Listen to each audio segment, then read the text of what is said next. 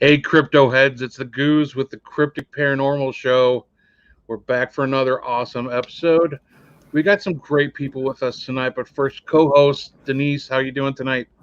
Good. How are you? I'm hanging in there. Actually, another rough week at work, but we're hanging. We're this is like these Thursday nights with this show is like our out. Our, it's just nice to have. It's like Yeah. I look forward to it every week because it's like I get to just have fun and it feels good. It's like my outlet. That's Yeah. the word I was looking for. My Yeah. outlet. I I was stumbling agree. on that a little bit. But we're here. I got a cool little Krampus background you guys see there. Tonight to celebrate the holidays and Krampusnacht, which was a couple days ago. Um, got an awesome guest tonight. We'll get right to it. Right next to me there is Mr. Brian Mersall from our Paranormal podcast. How are you doing, buddy? Good. How are you, Goose? How we're hanging in there, man. And actually, everybody here is on an RU Media Network show, so that's really cool. The RU Media family is representing tonight. Down at bottom there, we got Missy Vastine from My Paranormal Soapbox. How are you? Good. How are you? Hanging in there, doing good. Glad to see you tonight. Yes. And then we got Kirsten Joy from the Paranormal People down there in the other corner. How are you? I'm great. How are you? Hanging in there, doing good. We're super excited to have all you guys on tonight, and we already got quite the chat going on and quite a few people watching already. Wow. Already about pizza too. What already? Oh, geez. God, not even giving us a chance to start the I know. paranormal talk. Already hopping I right into know. the pizza. John is on top of it. Right. Thanks, John. We'll get to talking about pizza here in a little bit, but let's Holly Miner, Missy. Hi, Holly. Hey, Holly, one of our favorite people, one of our almost every week she's watching us, so Yeah. we thank for her. Well, let's get right into it. Let's get to know the RU family, and just get a bit of behind the scenes origin stories here. Brian, how did you get into the paranormal? What started this for you? Yeah, I always liked like the paranormal movies and whatnot. And then in college, there was a student-run organization. There was a cute girl on the first floor of my dorm that said, "Hey, we should go join this." I said, "Hey, absolutely, I like this stuff." Sure. And you go on these meetings and these investigations, and the founder left me the group when he graduated. And it was from there teaching people how to investigate. I graduated, took a year or so off of paranormal retirement, and then I started my own group. So it's nice to get back in the game. We've been running for about a year and a half now, and I've been still in contact with Sean. I had him guest speak at the college that I was at for the group, and now I'm his co-host on the Our Paranormal podcast. So. Nice. That's really cool. Now you have a YouTube channel, correct? Yeah. Well, the Our Paranormal podcast has the YouTube channel and has the RU Media and everything. Yeah. But for my group, specifically for the Your Paranormal, it's all about helping people start or grow their paranormal adventure. So whether you want to learn some entry level tips, or if you've been investigating for most of us for 5, 10, 15, 20 years, everyone does things differently. So it's nice to pick up little tips and see if they work for your group. So we distribute that content on Facebook and YouTube primarily. Yeah, that's really cool. I like the way you and Sean, your show, and the way your group kind of try to encompasses everybody's thoughts. Mm-hmm. And you guys are very open-minded. That's pretty important to what we do. Oh, geez. I mean, you almost have to be, or else you wouldn't be, like a part of the community. Because I think if you go in 100% skeptic and you're not, open to everything, or at least on some level, I think you're gonna miss the real benefit of the paranormal community and being open enough to learn about other people's perspectives and beliefs. And I think you don't get the most out of your adventure if you're not open-minded. Sure. Makes perfect sense. And that's the way our group, I think, that's the way our group works. I mean, we kind of started it that way on purpose because of the group before. It was very stern. All we did was debunk things. And, the guy who ran it didn't want us to bring in certain types of equipment. He didn't agree with it. It wasn't fun. I don't feel we were learning anything.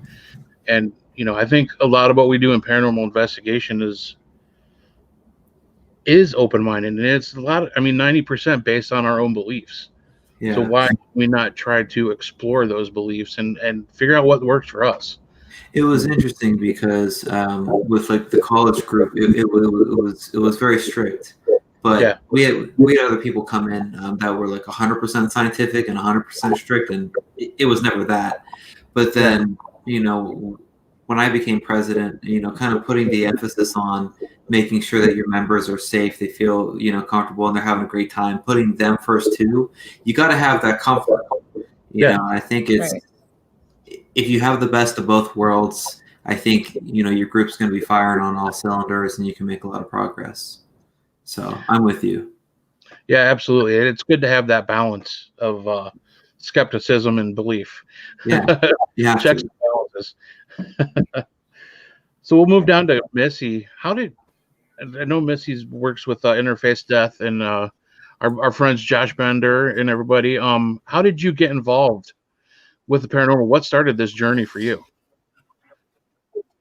We were watching Ghost Hunters one night, and I told Derek, I'm like, we can do that. And he's like, yeah, I think we can.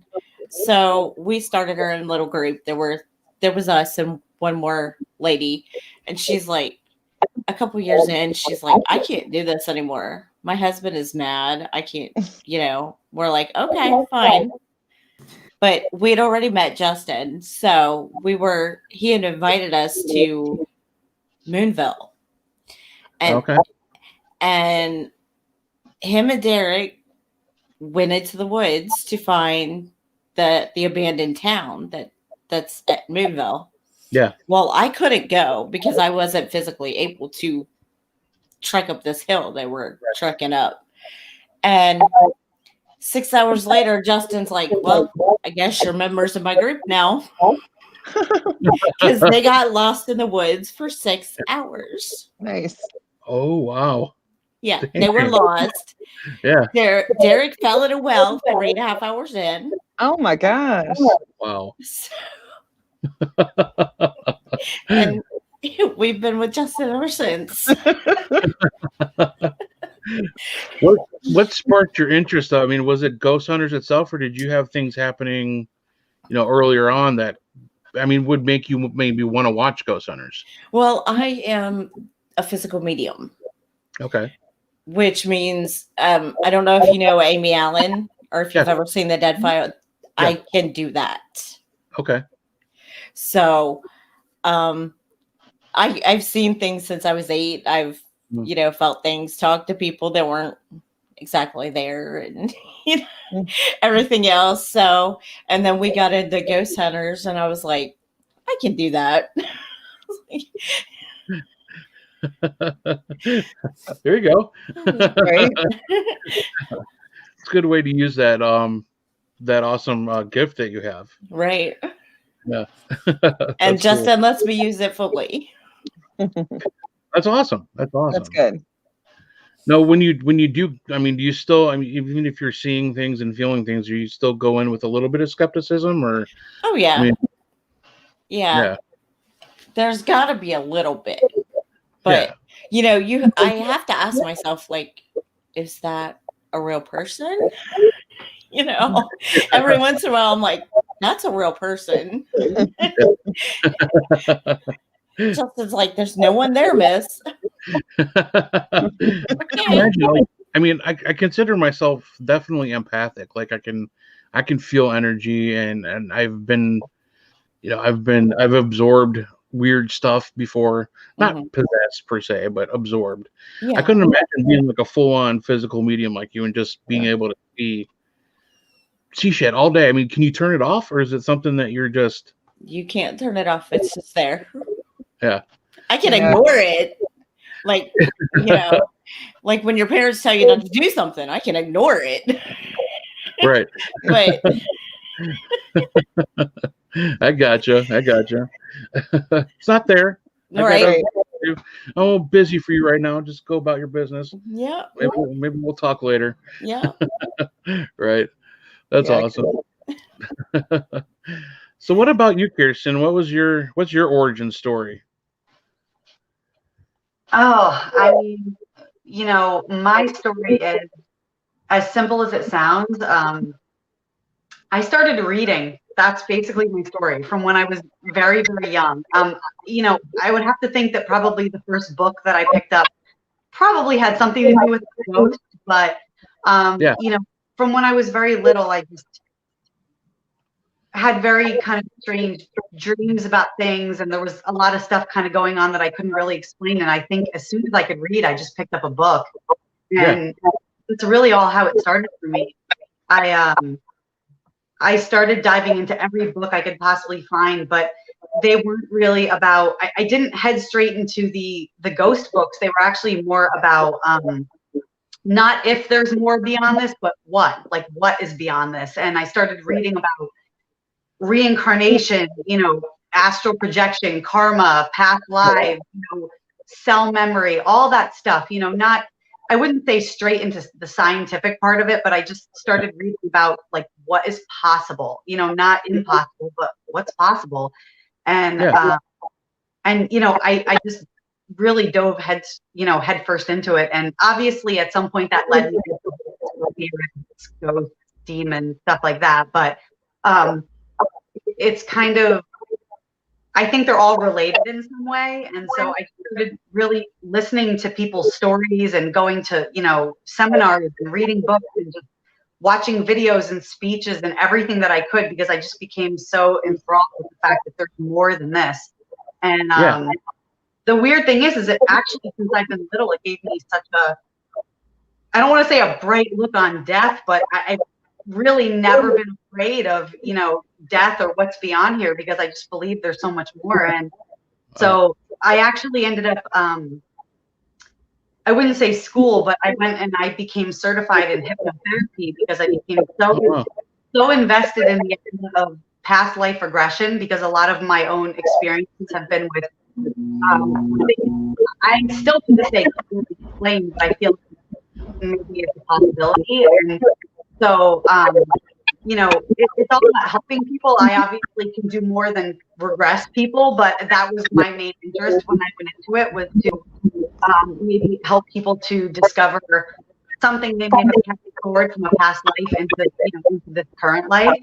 And so, but a lot of, I grew up in the New Jersey, Pennsylvania area, and a lot of my favorite sort of interests or stories growing up all sort of bordered in New England. It just kind of happened that way. I grew up reading Lizzie Borden, Mercy Brown, Salem, Massachusetts, and they all kind of have that one thing in common, where it was New England. And my entire life I've wanted to move up here.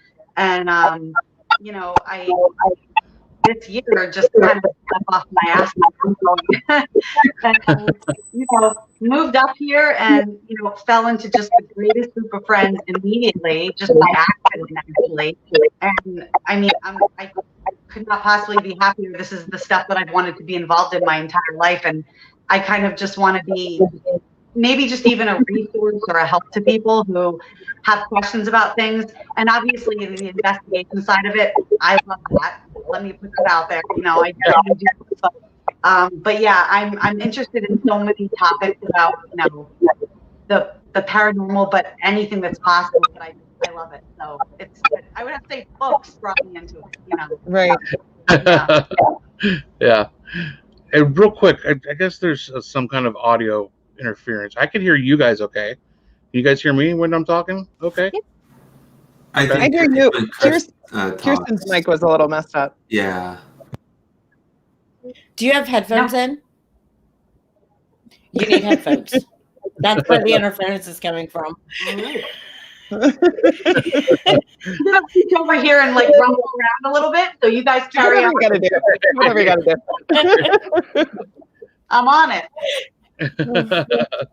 I've been with Justin Brown too long. Right. You need headphones. You need this. You need this. You need this. Mm-hmm. So John Ward asked the question, what is your favorite location that you've investigated up to this point. Brian, what would you say has been your favorite location so far? I'm not saying I investigated here, but if I did, it would be the William G. Mather in Cleveland. It's right next to the Cleveland, I think, the Science Center, and it's a 512-foot-ish steamship, and they were having some weird things going on, and even like the night crew, who are they're like those wonderful historians that know the ship like the back of their hand. They're like, we're not supposed to be here and walking around. We're not supposed to, the noises that we're hearing aren't from the ship, aren't from nothing. Like, we know everything about ships. We've been studying it all of our life. Like, something weird's going on. We were able to go in. It was my second investigation ever, and I think it's just because of how unique it was. And we most certainly heard walking around when we knew the other team was way across the other ship. It's phenomenal. It's just unique. Yeah. Are people allowed to investigate there? Is that something they do, or you just went? Well, I hypothetically, I went with the team, and I think it was like something on the DL if it did happen. I would love to go back. That ship is amazing. I think it'd be really cool to investigate there. And going there on like getting a little bit of the tour, and then the sun setting, right? Yeah. And then being on the ship is real cool, with the beautiful sunset. But then when it starts to get dark and pitch dark, and it is a real treat. That's cool. Yeah, that sounds amazing. I never really thought about that location either. Right. There's just so much right here in Cleveland and Northeast Ohio to explore. Yeah. You could just, if you really sat down and just really thought about all the locations, all the Elliott Ness places, just so much stuff is so cool. Yeah.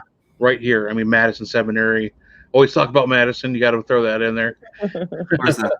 What's that? Oh, Madison Seminary, Denise. That's it. Right. Never heard of it. She lives like 2 seconds away. I do. What about you, Missy? Do you have a favorite location that you've investigated? I have two, actually. The Old Lincoln County Jail is one, and Madison Seminary is the other. Yay. Nice. So what is it about the Old Lincoln County Jail that fascinated you? I don't know. The first time we went there, it's like it's a mini OSR is what it is. It's what it looks like. Yeah. And we investigated there on Halloween night of this year. And I was walking up the stairs by myself. I don't walk very fast anyway, so I'm just trucking my butt up the stairs. And I hear, "Wait on me, I'm coming." And I look down, and there's a guy in the stairwell underneath me. It's a shadow person.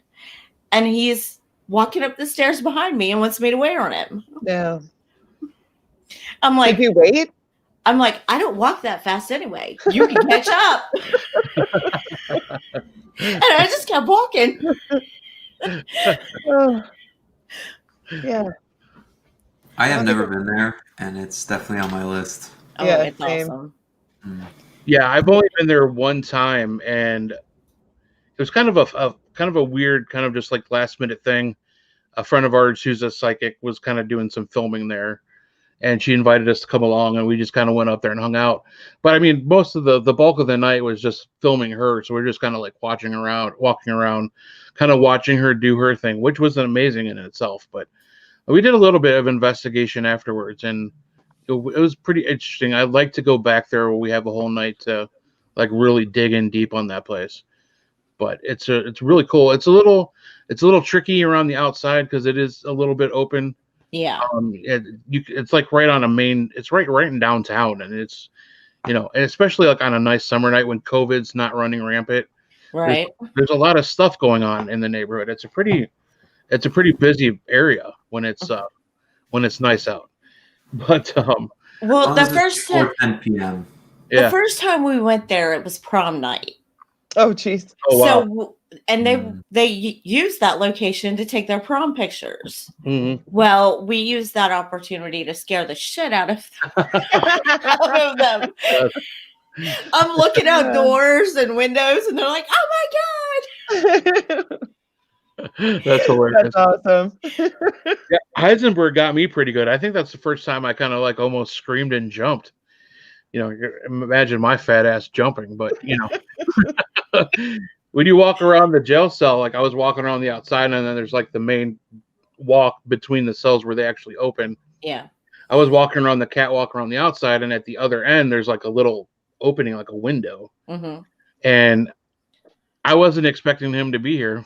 So I walked around and I'm like asking questions, trying to do EVP session. He's just standing there. And I just looked over and I'm like, holy shit. Like, it's just, I was not prepared for that at all.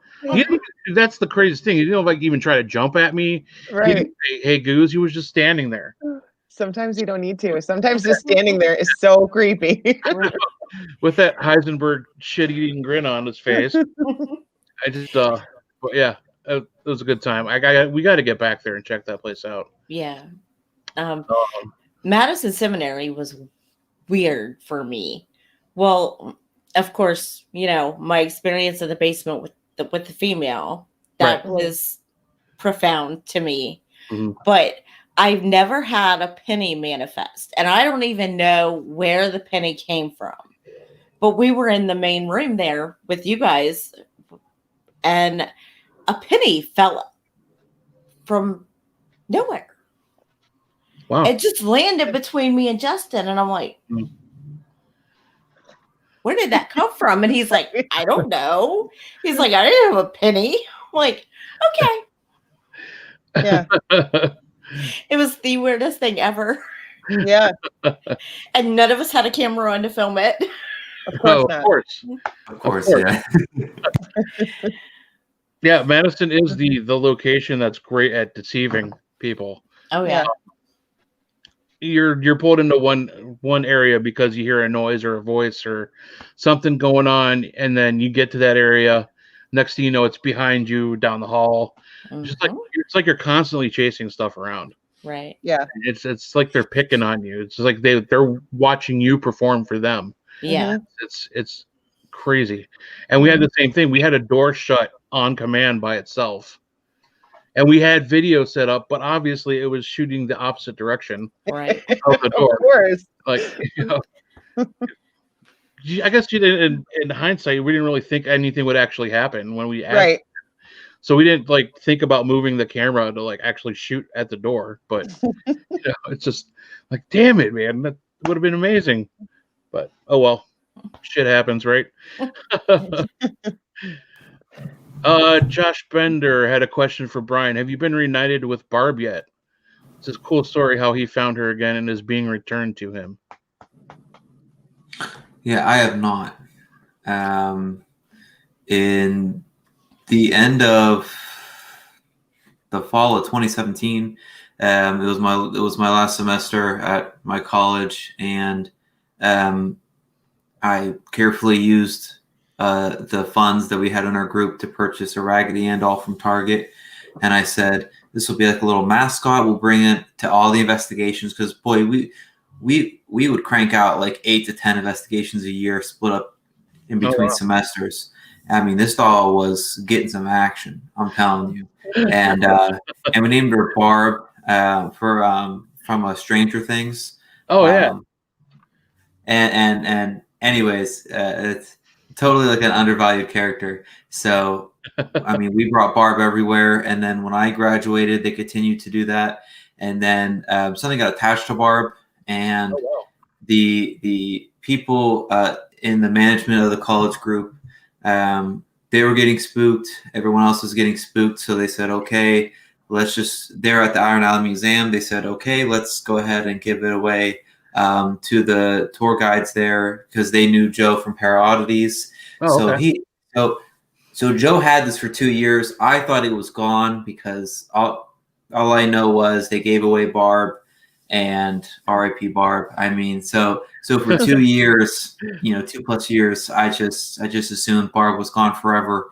And we're talking like a week and a half ago, or basically a week ago, and Joe from Paroddities, something told him to listen to switch from music to a podcast, and then 40 seconds in to him listening to our podcast, which was going on for an hour, that's when I started talking about Barb, which was like one of my most haunted objects. And he's like, there's no way that I just opened my phone. Our paranormal podcast was the first one. I listened for 40 seconds. I'm going back to Tinker on the Spirit Box, and they're talking about Barb. And he's got it in this case where it's like one of them, like the most haunted objects in his haunted museum are in this case. And he's like, there's no way he's talking about Barb all the way in Buffalo, New York. Ain't no way. It was. So we had a conversation, and he was nice enough to he's in the process of sending her back. So it is it's insane what the whole serendipity of it. But no, we don't have her back yet, but it's insane. That is crazy. Talk about a crazy circle of events. Right? She's coming home. That's an interesting story. And there's just so much more to what she's done, and most of the people I didn't tell yet because I want it to be a surprise in like my local team. And then half the reaction is I'm so pumped, because even from the college days, if there was a local investigation near my hometown, every one of my friend group would come in and they'd praise all the investigators. They'd bring snacks and everything, and they'd see Barb and they'd get all excited. And when they made the decision to give Barb away, they were so bummed. So half of them are pumped and half of them are kind of scared, right? Because there's some crazy stuff with that, though. I'm pumped. That's awesome. Yeah. I hate dolls, but that's awesome. Cheers, yeah. I've got a collection in the basement, so just don't come over. Yeah. Oh, man. Yeah. I'm lucky if I come across a creepy doll, I just take it to the seminary. I don't have to deal with it at my house. Drop it off. We have to get to Kirsten's favorite location. Yes, absolutely. Oh, yeah, sorry. Oh, somebody asked a question. We wanted to get to it, but I would probably have to say, actually, my favorite so far has been Eastern State Penitentiary in Philadelphia. It kind of just has everything. I can't even explain it if you've never been there. I mean, you're driving through Philadelphia and it looks like a typical city. And then you just get to the end of a block and there's this enormous Gothic looking castle building right in the middle of the city. And you're like, where the hell did this come from? Is this and it's just, but I mean, I love history. I really love it. And that kind of forms the baseline for me of how I look at something. And I've never walked through a place and really felt such angst. I don't know how to explain it. You just feel this heaviness. And I mean, I've always just believed that it came from the fact that they were trying to do something good with this prison. I mean, they were Quakers and they were very religious, and they believed that solitary confinement would actually help people, but instead it drove them absolutely insane. And when you walk through this building, you can feel that. And I remember, standing at certain parts, in the yard, and getting just images of I don't know how to explain it. I would see actual images of stabbings and fights and stuff like that. And it just drove people absolutely insane. And you can feel that when you walk through that building, you really can. And I've never felt such a heaviness. Yeah. And I mean, it's weird. It's a beautiful building, but you walk through and you just kind of feel what these people went through. And there were so many times I just felt like, I say, even though I'm involved in this, that I never really see anything or feel anything. If you have me with you, you won't. I'm the last person that will ever get anything. But this was a very significant place that I really felt like, I got EVPs and I felt like there were people standing next to me and I could hear voices, and it felt very heavy. But that would be probably my favorite so far. Yeah. I'm interested to know how much of the jail are you able to explore while you're there? I mean, I've heard it's it's a lot of it's probably too run down and kind of unsafe to adventure into. I mean, do you have a pretty decent area to be able to investigate while you're there? Yeah. So, I mean, the answer to that would be it's changed over a lot of years. So Yeah. when I first started I mean, because they've been sort of redoing and renovating a lot of parts of it over the last, 10 years, 20 years for a long time. That's good to And hear. so I've been there at different times, but they have a lot of it restored now. A lot of it. I mean, you can Oh, wow. you can visit a lot of it. There's very few areas now that are blocked off completely. Awesome. They have tunnels open, death row. I mean, you can see they redid the entire church area. Wow. You can visit a lot of it. It really is. It's good. I mean, they've redone. They have people giving donations and stuff like that, so they've been able to fix up a lot of it. But it's just absolutely beautiful. And I tell everyone, if you're in Philadelphia, you should try to go there because it's amazing. Yeah, it was supposed to be on the list of things I was going to see when we went to Penhurst, but we ended up spending so much time at Penhurst we didn't quite get out that far. I know a couple people from our group, they actually stayed in the Philadelphia area overnight, and they took the historical tour, and they said it was pretty amazing. So it's on my bucket list, my ever-growing, ever-expanding bucket list. Right. My bucket list could read like War and Peace right now. It's so big and thick. I know. Brian said they had a dog sentenced. Yeah, there. True. Yeah, I can't remember the name, but you can actually buy mugs and T-shirts and stuff with this dog's name. There is a dog there. That's true. Yeah. Wow. And of course, the story of Al Capone being locked up there and screaming in his cell because he, apparently one of the guys involved in the St. Valentine's Day massacre, it was haunting him in the cell. And, you can read all those stories about how haunted it was and he was tormented. And, it's great. That's cool. Yeah, it's a ton of history at that location. I'd love to explore it, even if it was just a historical tour, just to be able to walk through and check it out. Yeah. Yeah, you can do a daytime historical tour, and Steve Buscemi actually, that's the audio. Oh, nice. No kidding. That's really cool. Yeah. That's funny. He's one of my favorite actors too. I love that guy. It's awesome. You're listening, you're like, hey, okay. The comments are going crazy, sorry. Shawshank was inspired by an inmate there that tunneled out under the wall. Yeah. Mm-hmm. And actually, I don't know if the whole tunnel is still there, but they uncovered part of a tunnel or something. And I haven't been there since they did this, but you can actually see it. I mean, and that's what it is. It's this prison in the middle of the city that has walls surrounding it. And you can see how people tried to tunnel out of it. And it's just crazy. You have to go. I can't even explain it. I talk Right. I'll show you. It's great. Yeah, I'm gonna have to check it out. Yeah. So many places. I could talk all night about locations I want to go to. Right. That could be a whole show.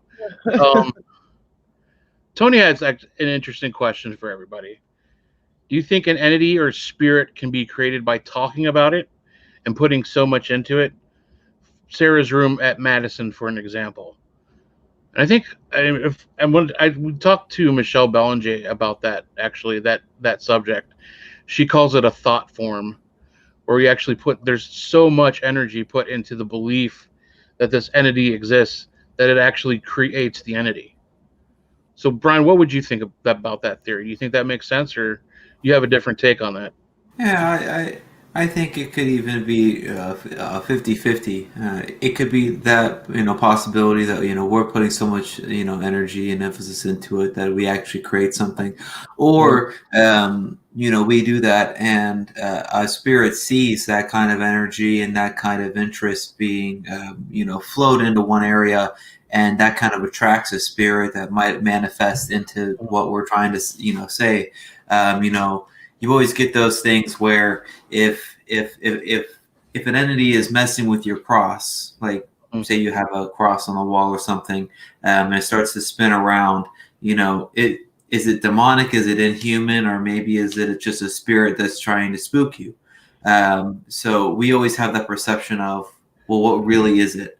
And I think it's either one of those two, either that, that we can create by just having so much focus and energy that it kind of manifests that way, almost like the law of attraction, or rather that, spirits are always watching us, and they want to have that attention, they want to live through us, and if we're flowing so much attention and energy and passion into something, I think something might slip in and just say, hey, I'm Sarah, right. Come in my closet, like come show up my room. So Right. yeah, I think it's a good theory.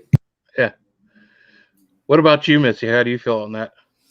We were in, if you've watched the documentary, the Madison Seminary documentary, we were in the basement and Justin was doing some light work, energy work. And right after that, we get a voice. And it was an audible voice. I heard it, he heard it. And he's like, we're going to try this again. I'm like, okay, but we haven't had a chance to try it yet, but we're working on that one. So yeah, I mean, it's possible. Yeah. I've been doing this long enough. I pretty much still think almost anything's possible. Right. Yeah. You never know. What do you think about that, Kirsten? My opinion on that is yes, I do think it's possible. And I don't necessarily think that maybe thinking about something and putting so much energy into it creates it per se, but I think maybe just as simple as calls it. I don't think, I've always been of the belief that I don't really think there's as many boundaries as some people think, where it's a common thought that, a spirit is sort of not contained, but kind of sticks to one location or one place, or a building is haunted or something like that.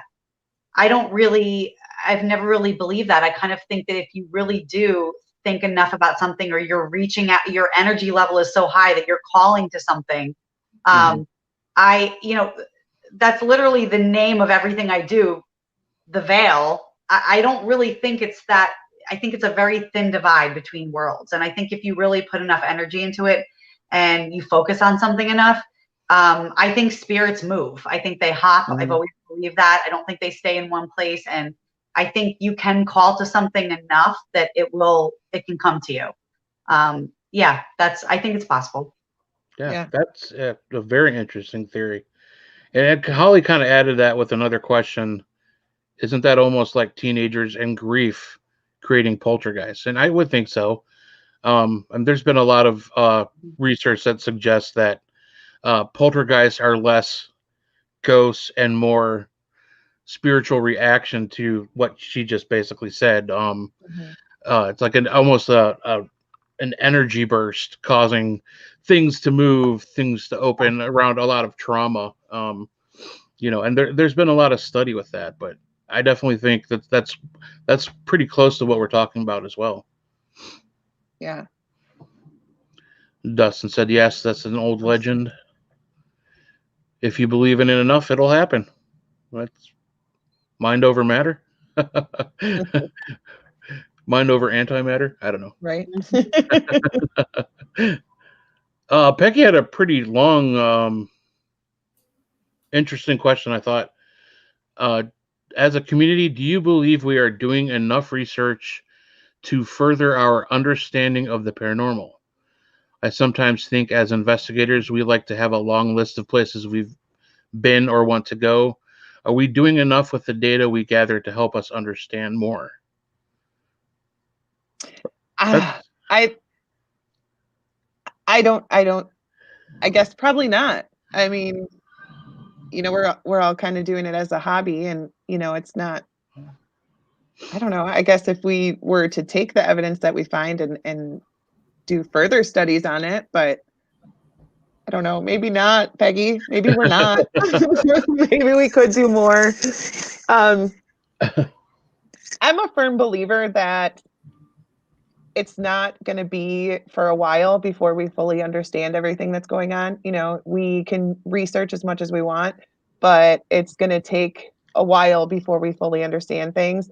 And I think that it's going to take somebody younger and more, in tune with the electronics and things like that. And somebody's going to come along and have a really good reason, maybe their parent passes away or something. And I feel like there's going to be a breakthrough, but I don't know that we're at that point right now. That's a little pessimistic, but yeah, I think we could be doing more. No, I mean, I think there's definitely people out there trying to make strides to find the answer. But I mean, honestly, and most of the people like us here, I mean, this is an obsession. It's definitely a very intense, passionate hobby of ours. Right. But it's not quite what I would call a living. Right.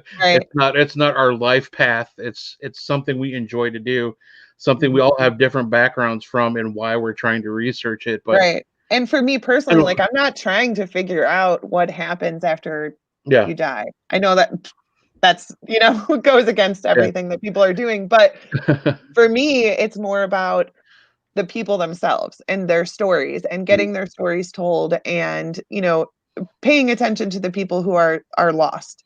I'm not in it to do research like that. There might be people that are, but that's just me. I'm not. No, sorry, Peggy, I let you down.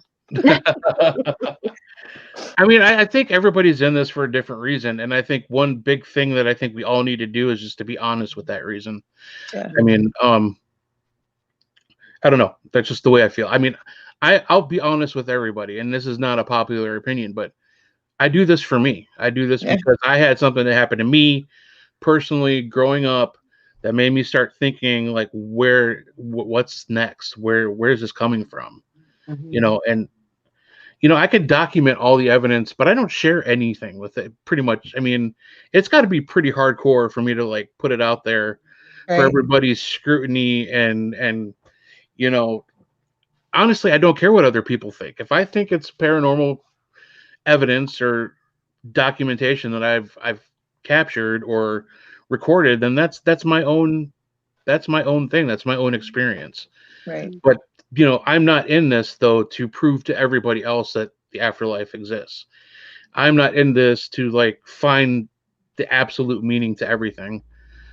I like going into spooky buildings and seeing if I could communicate with a ghost. I mean, and try to figure out what happened to me when I was a kid. It's pretty simple. Right. So sorry again, Peggy, from me as well. I'm not a hardcore scientist researcher, but I know there's people that do and that are trying, and I think someday, maybe not anytime soon, but we might get closer to that answer. Yeah. So after my long-winded opinion, what do you think, Kirsten? Oh, I mean, I was just waiting my turn because I'm that person. I mean, I literally like, I'm kidding, but I'm the one that I do the research, or at least I try to do the research. I mean, that's just my side of it. As much as I love what you said, which is going into haunted places and stuff like that, I have had several very significant experiences in my life that just led me sort of to questions, and not in a bad way, just in a way that I want to really explore and try to find out everything I possibly can about what possibly exists after this. And so I'm the one, trying to dive as deep as I can and say, okay, what is it? And, and no, in no way am I trying to answer every question, but I think you guys are right when you say that everyone sort of has different experiences and thoughts and opinions, and I don't necessarily think any of them are wrong. They may all sort of be cohesive in a way, but I'm just trying to learn as much as I can to try to piece together this puzzle that we've all been trying to piece together for how long? I mean, you know, back to Houdini. I mean, we've all been trying to do this, and I don't think necessarily I'm not going to say maybe we never will, but it's something that we can try. So that's, I'm trying. So I think that's amazing. And like I said, we're all coming at this from different angles and for different reasons. Exactly. To say that I have researched. I mean, I've read books. I mean, I got this book, this Hans book that I keep with me everywhere I go. It's ghosts. I mean, it's like my Bible. Oh yeah. Tom Holder. I mean, this is it. I mean, look how thick this thing is. You know, it's got really cool pictures. There's so many different theories. But it's like a Bible to me, and I will pick it up. I read it all the time. I've never actually sat and read like front to back, but it's kind of like something I've always chipped away at. But yeah, I mean, but you like are more a little bit hardcore than I am for sure. And I think it's nice to hear that everybody's like just very honest about where they're coming from with what they're doing. Yeah. What about you, Missy? How do you feel on this? I can't even do the research because I'm one of the psychics of the team, and he's like, "Don't look at anything. I don't even want you to know what the building looks like until we pull up." Yeah. Okay. I'm like, makes sense, I would. Mhm. Yeah, I would think with your gift, you probably really don't need to research because you're living it every day, right? Right. Yeah. The answer is sometimes standing right in front of you, talking to you, telling you Right. all about it. They're there in my sleep. They're there somehow. Oh Yeah, yeah, I it looks think- like. Oh, go ahead, Denise. Sorry. Oh, I think that it would take a huge effort on the part of literally everyone who investigates for us to make huge strides as far as what makes things able to appear, or what causes EMF spikes, whatever. Like, I think that it would take so much collective data to be able to do that it would be like such a big project that I don't think any one person could take it on their own. It would have to be something huge and something global and something where people actually work together, and that gets a little rough. So Yeah. I don't know. I don't know, unless there's a shift in humanity. I don't think that we will get very close to that aspect of Right. it. What do you think about that, Brian? Yeah, I'm with you. Like when I try and guide people, it's you want to write down the why you're starting your paranormal adventure. A lot of people are, I lost a loved one and I want to try and prove to myself that there's an afterlife, or I had a messed up childhood. I want to learn more about it just to make sure that I'm not crazy. Everything's so personal, and I come across these people that say, I'm an expert. This is how energy works. This is how ghosts work. And then I can literally just, flip a page, and this person's telling me something maybe 180 degrees, 90 degrees, just completely different, but they're 100% sure that this is how ghosts work. This is how energy works, Right. which is great.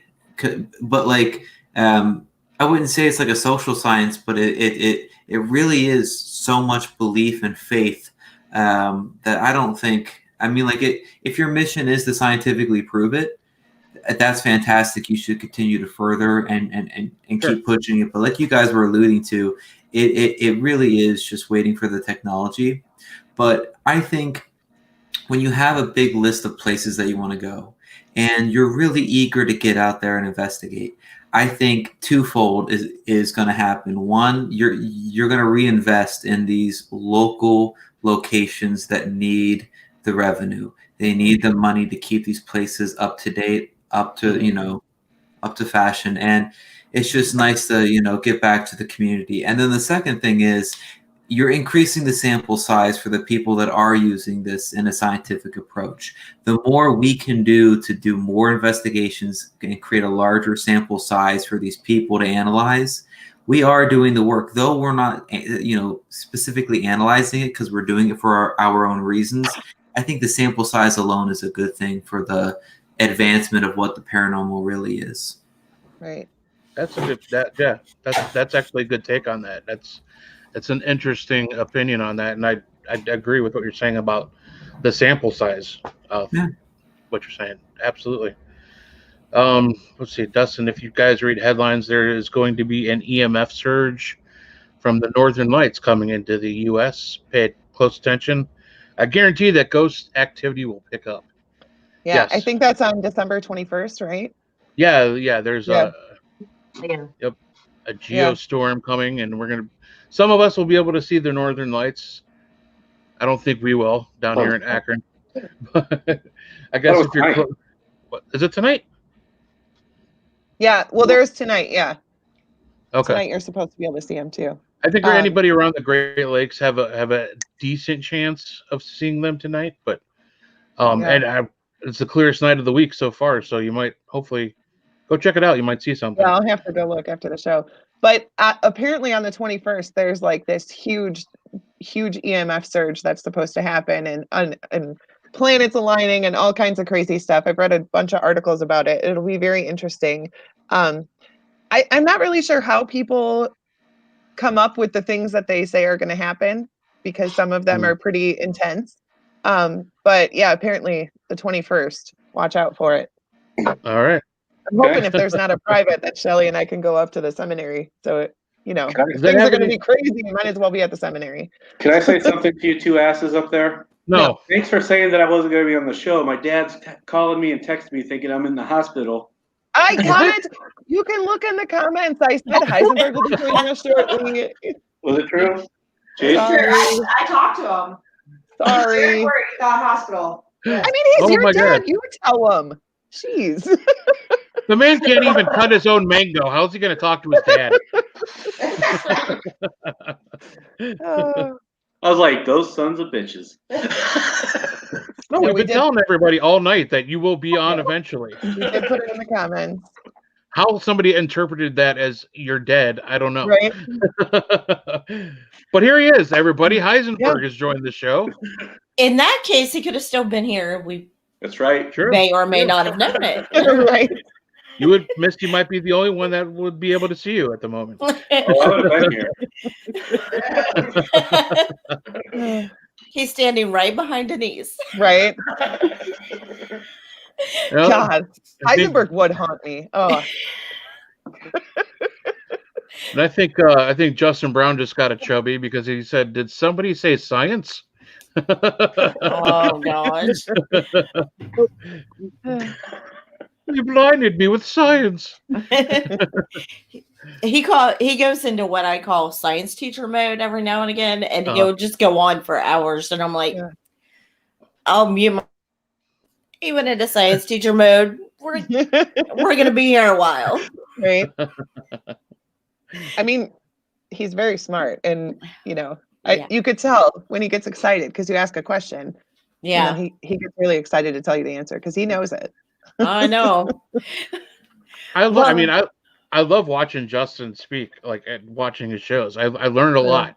My head hurts really bad, right. And I'm really confused about life in general after I watch the show. But it's amazing stuff. Yeah. My physics textbooks here and look up stuff. Yeah, right. Encyclopedias. Quantum. What do you just make? Quantum. Something quantum. That we don't say the Q word. Me and Justin are like, oh no, he said the Q word again. But Justin had this theory that ghosts are made of ions. And it takes a certain amount. How many ions does it take for them to show themselves? I've heard this joke before. Hold on. No. So he wanted to build what is called a cloud chamber. Uh-huh. Well, he's like, okay, Derek, this is your project. Work on it. So what it is is no pressure. What it is it's like, well, when you watch YouTube videos on it, it's a fish tank. They use a fish tank with dry ice and alcohol, like high concentrations of alcohol. And they create ions, which is supposed to magnetically produce a shadow figure if there's one standing there. So Justin's like, I want one that's like 6 foot tall, it's got to fit a person. So we're like, okay. And then we're like, we're going to need a refrigerator unit. And he's like, yeah, we're never doing this. And Matt Ben's like, I'll give you money. You can do it. And we're like, it's going to be like thousands of dollars to even start it. And he's like, I better get a better job first. Yeah. I mean, if it works, it would be worth it, but right. That's a big risk. I mean, say I have to get a better job to do this anytime I even talk about paranormal anything. right? Like, I want a new piece of equipment. Oh, I Yeah. better get a better job. Yeah. I always hope for the raffle. Right? Get old There's a- Shelley in there. Yep, she's in here. Shelley, Yeah. plug it away. Beyond the Senses raffle, Plug it paranormal away. heaven. Yeah. Dustin likes Um, studying Tesla's work. Very cool. I like that you can find videos for literally anything on YouTube. Like, Oh, yeah. I didn't even know what that thing was, and you could go on YouTube and find out how to build one. Yeah. Mm-hmm. Yep. I think Sean was asking. I'm assuming, or I don't know. Sean, were you asking about this book I was talking about earlier? This is Ghosts: True Encounters with the World Beyond by Hans Holzer. It's a great book. All kinds of good stuff in there. Love it. Oh, here's another book. Ghost Hunting: How to Investigate the Paranormal by Lloyd Auerbach. It's a good book. All right, I'm done now. With all your You books. show out the rest of your library. Yeah, I got Harry Potter, Goes to school. all of them. Good for the big red All- dog. Good night, Derek man. is sending me pictures of your decals that he weeded tonight. Denise, Oh, yes. yours and Shelley's. Yes. I'm excited. Oh, Oh, did you want to read that? Sorry. yeah, that's it's interesting. Derek says, for the science to be able to come to the forefront, it'll take financial backing and a lot of time, or to convince the scientific community to study paranormal instead of how to break $1 million toilet seat. Yeah. True. True. Yeah. I mean, I wonder if we'll ever get to that point where, like I know, Brian, you were part of a paranormal club that was actually, like, was that endorsed by the college, or was it? Yeah, it was. The founder had to go up to the college and say, "Hey, look, we've got all these different student organizations. This is kind of what makes our college unique. We want, and it's a Jesuit institution, so it's like a Catholic college." And he's like, "We got this great idea. I mean, there's a bunch of other groups that have wonderful causes. You know, they're giving back to the community, all this stuff. We want to go talk to walls in the dark for 8 hours and spend like sometimes $2,000 to do it." And boy, Gene sold his pants there. He knocked it out of the park. The theology department gave us a little back, like a pushback. But yeah, when I would go up there, because I'm a finance major. Oh, everyone got like big presentations and everything. They're like, "What are these handouts?" I said, "Everyone on the board gets a handout." We went up there. I crush it, and then we get like $2 or $3,000 like a semester. So like that's equipment that's actually going to OSR for half a night. Like, Yeah. We're going all these places. We're fostering community, and I think that's one of the areas that we could really extend the paranormal community in terms of like financial things, where we can have colleges and maybe even high schools, but we'll just stick with colleges, recognize that if you're trying to foster a community, especially exiting COVID, where like a lot of students don't feel connected, and you're trying to create these groups. So okay, all the transferable skills and the leadership skills and the logistical skills it takes to run a group. And you're going to these places, you're giving back to the community, you're coming back, you're working hard on evidence review, you're working as a team, and then you're doing these presentations, you're teaching people how to speak and how to present, and give consumable knowledge to everyone, go into the libraries of the community. I mean, overall, having those specific colleges recognize Right. that this hobby is something that's very, very important to the community. And it's good team bonding and good personal skills, which no one has these days. Right. I think once that starts to spread like wildfire, if it ever does, our community is going to be recognized a lot better. We're going to have a lot more funding, and it'll just be, rolling the ball downhill, so to speak. Yeah. Yeah. Yeah, Did I just blink, or did somebody change in the middle of the screen to a girl or to a guy?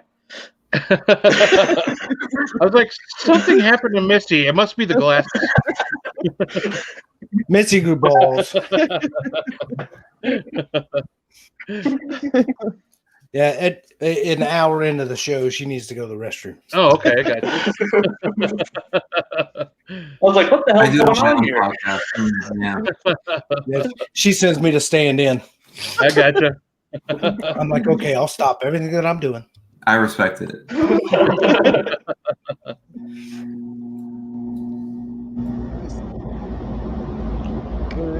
Trying to go back through, make sure I didn't miss any questions. Let's see.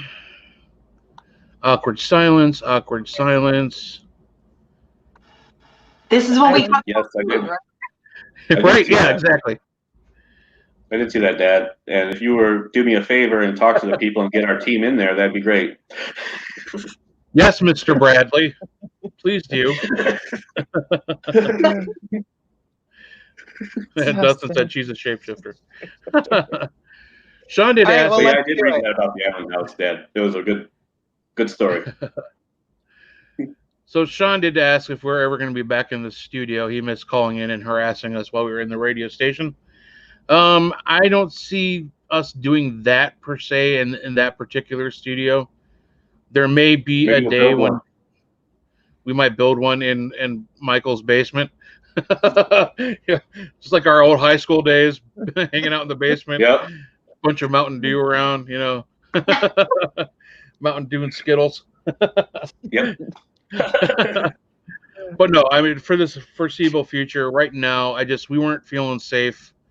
We don't know what kind of sanitation was going on in between shows at the radio station, and we're both. I know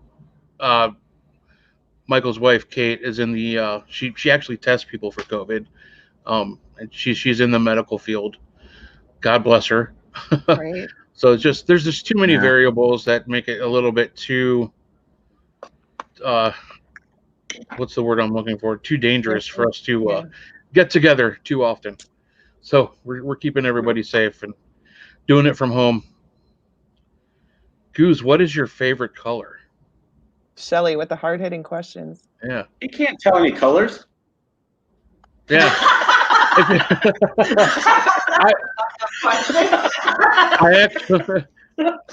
I actually am partially colorblind. Oh, way to go, Shelly. I have a real hard time. I know. I have a really hard time discerning between a lot of blue and green shades. It all looks gray to me, which is why you see me mostly like 90%, 99% of my clothes are all black and red. It's just my color. It's my color palette. So now that Misty's back, that was awesome. That set me up nice. Can we ask the real question here? What is everyone's favorite food when you're investigating? We got to know. Pizza, pizza, and peanut butter Snickers. Nice. Nice. Very nice. Taco pizza. Josh will span the globe looking for taco pizza. That's awesome. Oh, Shelly. Did you see it? Oh, geez, Shelly. Wow. I'd say this is a family show, but fuck it, it ain't. Right. Goose's favorite color is yeah, we're an hour in. The wheels are officially falling off, and I love it. My favorite time. That took a while, though. That was good. Yeah, we did really good for a whole hour. Right? Until I got on. Yeah, Heisenberg comes on, it all goes to hell. Yeah. All our professionalism is right out the window. Kirsten, what's your favorite? Swedish fish. Nice. That's my go-to. I love and energy drinks. Those two things. They're so healthy. That's my go-to. Yes. What about you, Mr. Brian? Yeah, it's maybe like a cold cut sandwich and having enough caffeine on hand. I'm tired of half of the team having gas and then, just blame it on ghosts. Because everyone knows the only reason why OSR is so haunted is because when you drop $2,000, they give you that golden pizza of full of grease, and you're gonna half the team's got indigestion, a quarter is farting their brains out, and they're saying, "Did you guys hear that?" Right? I heard it too. I just heard a growl. Yeah, what's that? I think something's angry at us. No. Cold cuts and caffeine. That is my go-to. That's good. Cold cuts and caffeine. I could dig that. Yeah. I don't know. Why are you shaking your head no, Heisenberg? I don't eat cold sandwiches. He's such a picky. He is so picky. It's hilarious. All right, Heisenberg, what's your go-to? I like to go with the sour gummy worms, the Trolleys, man. Mm. And Yeah. Pepsi. Oh yeah, we all know about the lukewarm or room temperature Pepsi. Yeah. It can't be cold. I mean, it reminds me of a sandwich. So yeah. That might be the theory right there.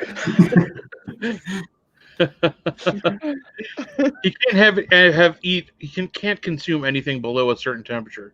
Right. It's all got to be room. Your sandwich has got to be disgusting then. If you don't like cold cuts, you like lukewarm cuts. Like, do you make a sandwich and then put it in the microwave or what? No, I ain't gonna make me. Yeah, you. No, I ain't gonna make a sandwich with cold cuts at all. Oh. That's just craziness. What do you make a sandwich with then? I don't make sandwiches. Ugh. Oh my god, you're impossible sometimes, man. Grilled cheese. Make some grilled cheese. It's a really good grilled cheese. Kirsten, hashtag lukewarm cuts. Love it. Yes. Josh Bender said he loves tacos. Hey, we have those tonight. Tacos, taco pizza, it doesn't matter. Taco salad, taco mac and cheese. Yeah. That's good. I mean, if there's anything worse than pizza to get the gas going, it's got to be tacos. When you Why put them not both have together, Mm-hmm. Yeah. Yeah. I mean, if we're going there, we might as well go all in. Right, yeah. Yeah. we Throw a can of have beans in there. we have stories for days about Josh Bender and his food. You do not mess with Josh Bender's food. Oh wow.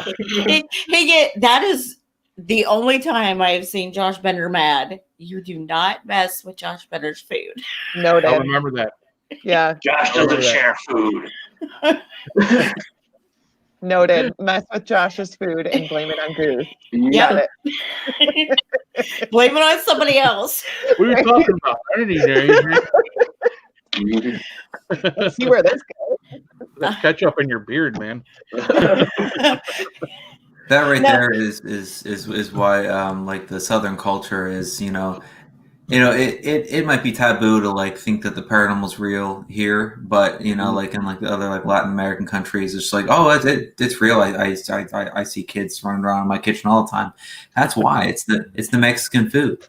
I mean, everyone's just passing gas and no one's taking responsibility. Hi, So that's what it Jess. is. Those cabinet doors opening, everything's shaking. Seriously. Now that Seriously. is a powerful gust of butt fart. I'm telling you, man. Mm-hmm. They know how to do it right. Yes, I love it. What about you, Denise? What's your go-to snack? Pizza. I don't think that's a snack. That's like a full meal, but Yeah, right. What's your favorite paranormal full course right. meal? I don't know. I just feel like Start with a salad.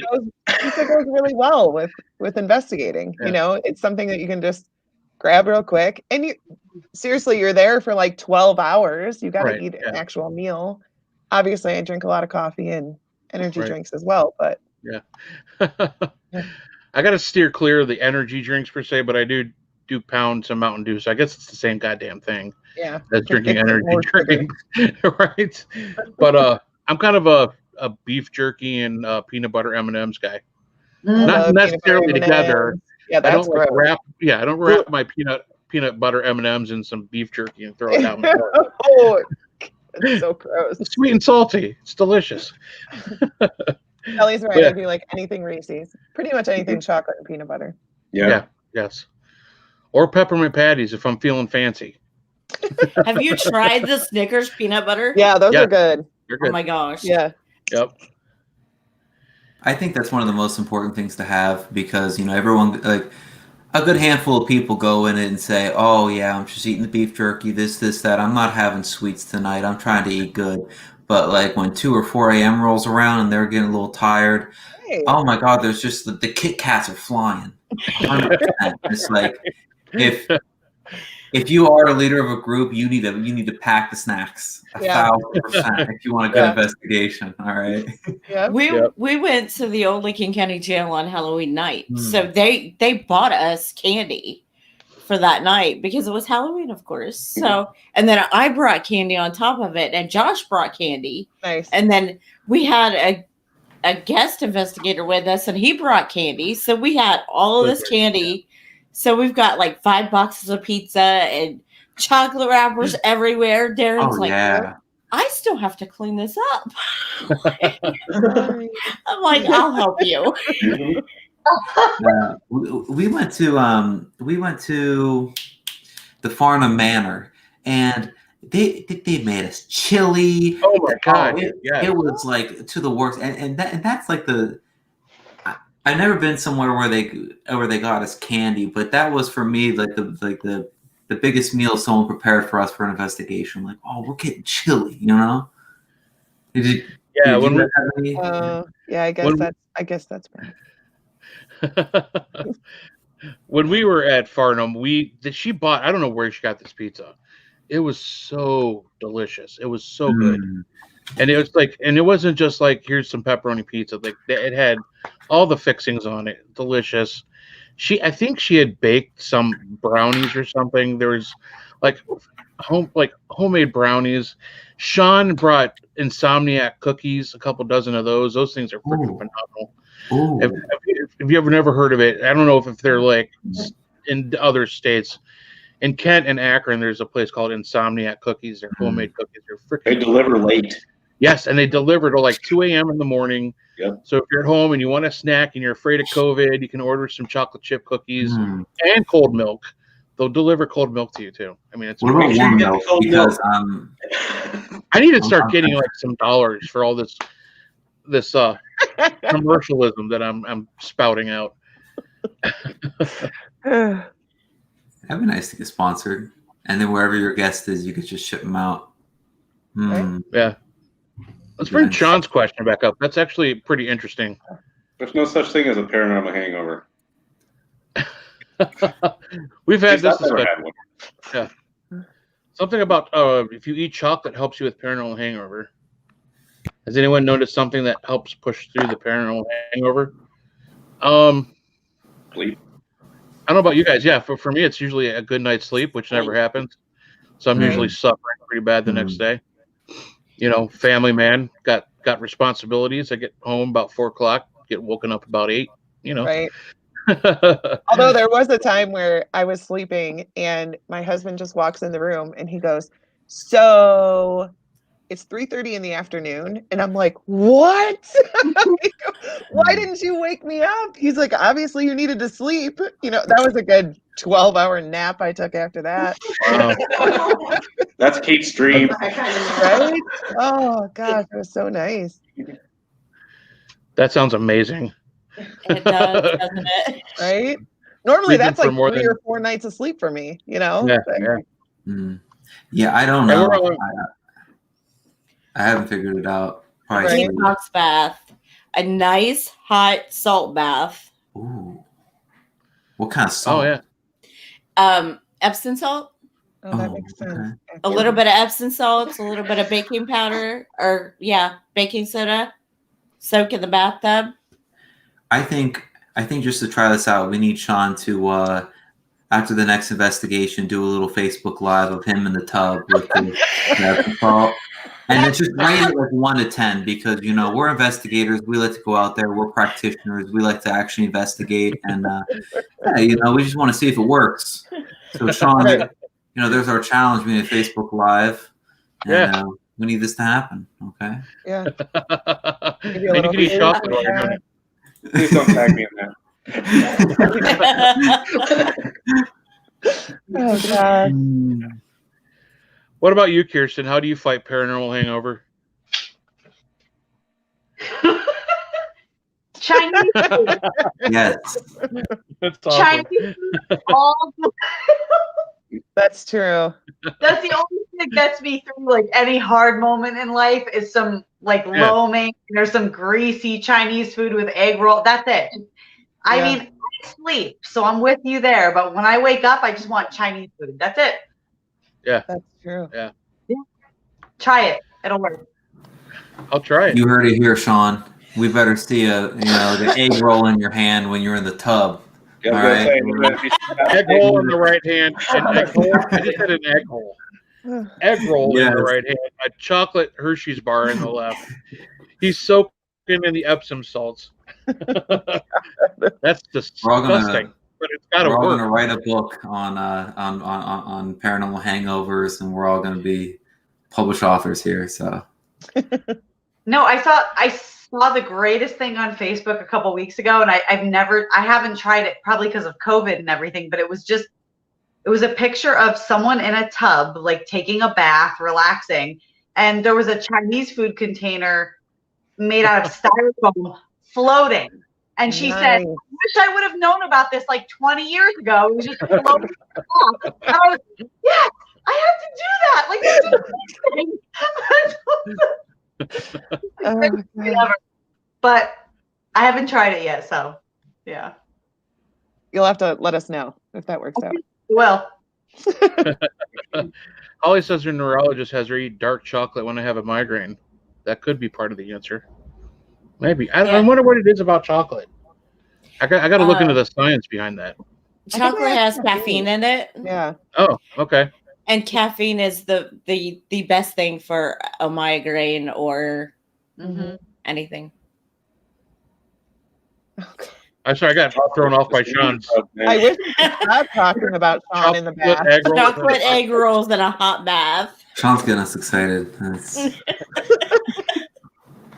I think Sean's ready to do this, man. That man was born ready. You could be on Goose's show next week in the bathtub. Yeah. I don't think our guest next week will appreciate that. Right. Hey, hold on 1 second, Mr. Croft. Can we go to Sean real quick? Sorry, Nick Croft. We need to cut you off because we got Sean Gilmore in the bathtub with an egg roll. I think you understand. I think you guys are just approaching this all wrong. You need to just have Sean muted and then just have you, Groff, and then Sean muted in the background. Just give no context and just talk to him like normal. And there's Sean.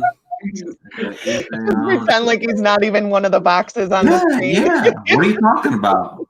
Okay. I didn't know you were psychic. You see spirits on the screen? Are you seeing stuff? No. It's just a Krampus background. What are you talking about? Right? Oh my gosh. Yeah, no more Sean in the tub. No, it's going through my head. I can't get rid of it.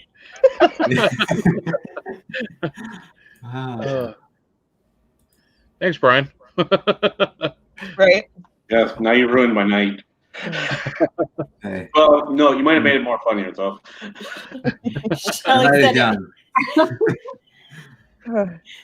Dustin said caffeine is an actual drug. Shelley said it's a bean.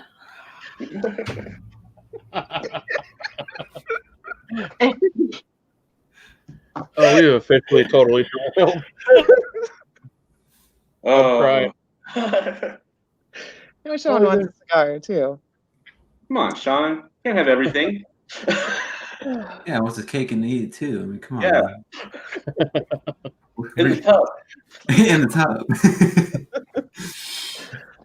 Okay, let's talk about something paranormal. I thought we were. That's pretty not normal. Yeah. All right. All right. Focus. Focus, Right. Goose. All right. Oh. Oh. Anybody have any paranormal questions that don't involve tubs and egg rolls? Let's Well, you're just asking too much. let's have everybody tell us what their next project is. Go, Missy. The heck if I know. Justin, are you still with us? Right. Yeah. You chime in the chat and let Missy know what she's doing, please. Justin, do we know? Is he like is he super organized with the organizing of everything, like the scheduling and stuff too? He schedules it, he prints out the receipt, he puts the receipt in a folder, and he's like, I think we're supposed to go here this day. And I'm like, I wrote it down, it's this day. And he's like, okay, we're good. It's like, where are we staying? What are we doing? Oh, okay. I've got all of it figured out, Justin. So you're the go-to on this. He tells me where I'm going, and I tell him what he's doing after that. So he's like, okay, I want to go to Madison Seminary and go. Yep. Plan. Pretty much. Gotcha. That's how that works. I like oh, that. There's one. Michael Berger's asking what paranormal equipment is high on your Christmas list. Guess what? That's my dad. Oh. Hi, Dee's dad. Hi, Dee's dad. Hi, Mr. D Nice. Dad, I'll so text you D-nice. my Christmas list. Apparently, Dad's looking for a Christmas gift idea. He's the best. Did your dad miss the tub time talk? Oh, I or hope do you need to go back to that, or we move God. forward, or God, I want I everyone hope to be on the same that on. page? Feel Oh, like a God. paranormal tub hangover kit. That's what we want for Christmas. Don't go back to that. It's the first thing on my list. The first thing on my list. Well, the boys want Nutella and rocks. Right? Right? Oh my I have a book on crystals that I'm not using anymore. You're welcome to have it if you'd like it. Awesome. Thank you. Yeah, you know what? I like when kids have hobbies that don't include electronics. Right. You know what I mean? And so I like to embrace the shit out of that. You know, just fine. You want to do this? You want to get into crystals? You know, let's get a rock tumbler and whatever. We're gonna do it. Oh, I always wanted a rock tumbler. I had one when I was little. They were really loud, and I had to keep it in the garage.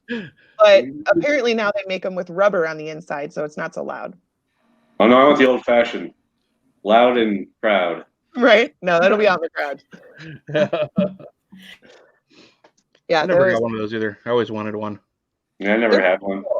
Yeah, I'm excited. Now I'm too lazy. I'll just buy them polished. Right. And then my 7-year-old wants 100 jars of Nutella. That was on his list for Santa. He wants 100 jars. That's expensive. Yeah, no kidding. You trying to buy bulk from somewhere? Like, where are we going? Like Sam's Club or like what's? Ashley Storm actually sent me a bunch of jars for him. She's like, I know it's not 100, but here's a start. I know it's not like 500, 800 bucks. Right. I mean, even we just get the generic one at Aldi's, and even that's $1.70 times 100. It's probably not going to get 100 jars, but yeah. Everybody in the chat, send Denise right. jar of Nutella. 2 jars. We'll be set. There's 13 people in the chat. Just send it to the seminary. I'll pick it up. Kirsten, I'm really enjoying all your hashtags. Hashtag I want to rock tumbler for Christmas. I'm not gonna lie. My wife was in here, and I kept saying, "I want a rock tumbler." I don't know if she caught it. I never had a rock tumbler. In the next 10 days. I actually would really enjoy that if someone would like to get me one. I would love it. Right? It's cool.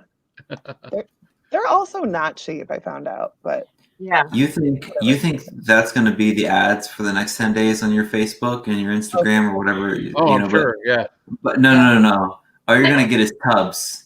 You're going to get tubs and Chinese food for the next 10 days. And you're going to be like, why can't it be a rock tumbler?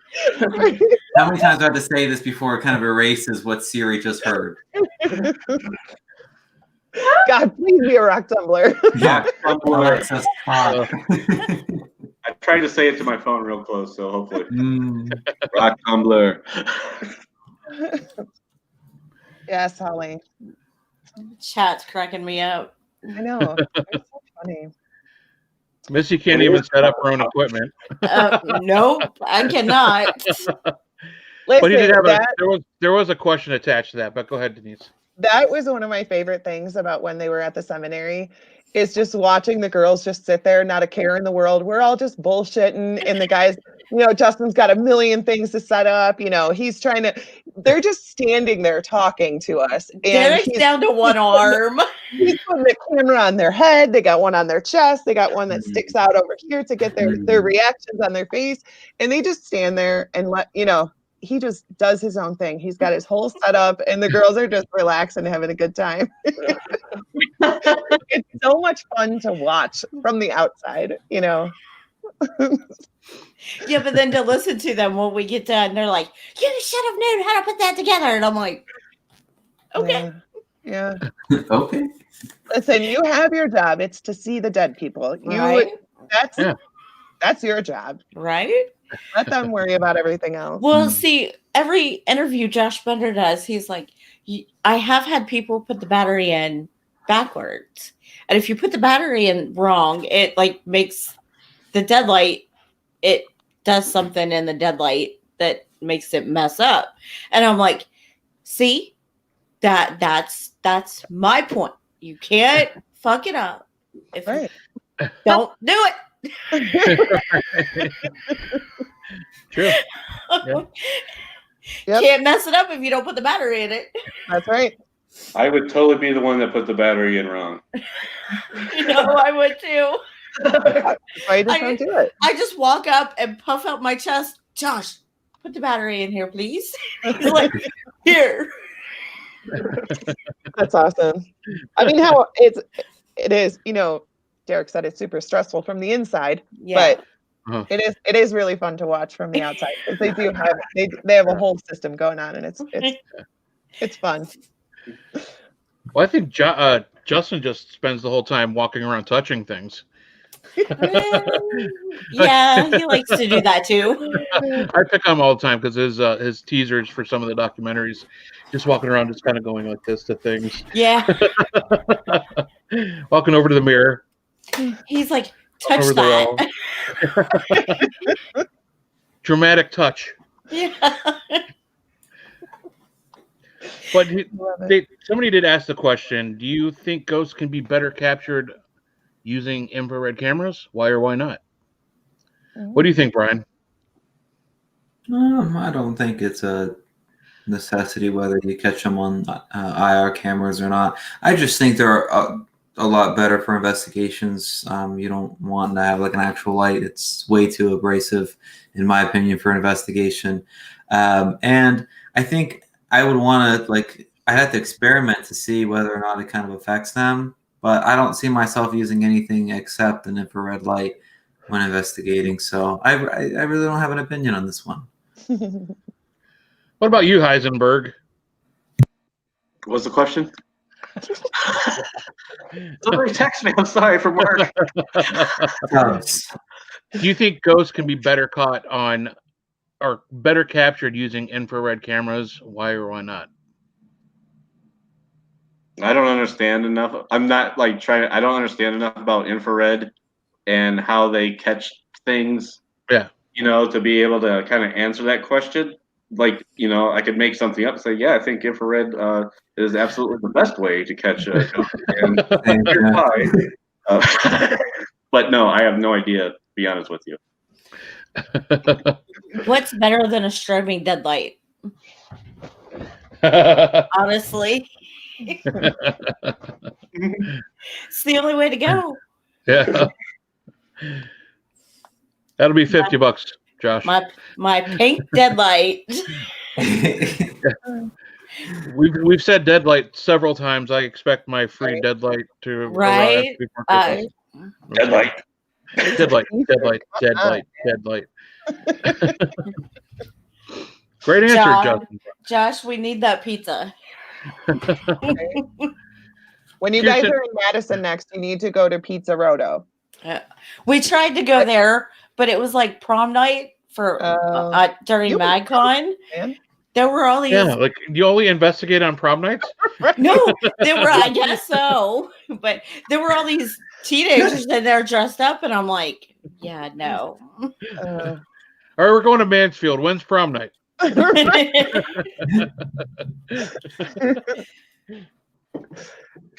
Yeah, it's good. You could get a taco pizza there. I'm just saying. Oh, awesome! Josh is all over that one. I don't eat meat, so I'm like, they have awesome salads too. I just pick it all off of there and then I eat it. It always ends back at food. Sorry. Isn't there like a nice candy place near Madison? Yes, I want to go. I never get to go there. Mm. It's right down the street. Yeah, it's like right on the corner there. Yeah. No, right. Sorry. That's right. Well, I mean, we can talk about anything. We can talk about paranormal. We can talk about I'm trying to read all the shit talking in the comments. Trying to keep up. Justin said in 12 years, you might get a deadlight. Right. God willing, I'm still here in 12 years. I'm coming for you. I'll hold you to that. Right. I'll start the countdown for you, Ray. We could talk about crystal penises. I mean, we could talk about anything. That was in the chat, man. It was. Don't blame us. It was in the chat. Valerie Wright sells crystals. Kirsten was just like, what did I get myself into? And she actually has crystal right now, penises. I can't take this. She's like, I need extra wontons. I'm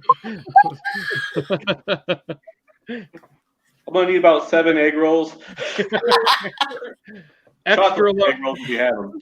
Extra large beef lo mein. And a bathtub. Yes. You know, I'm going to order it right now, actually. Right?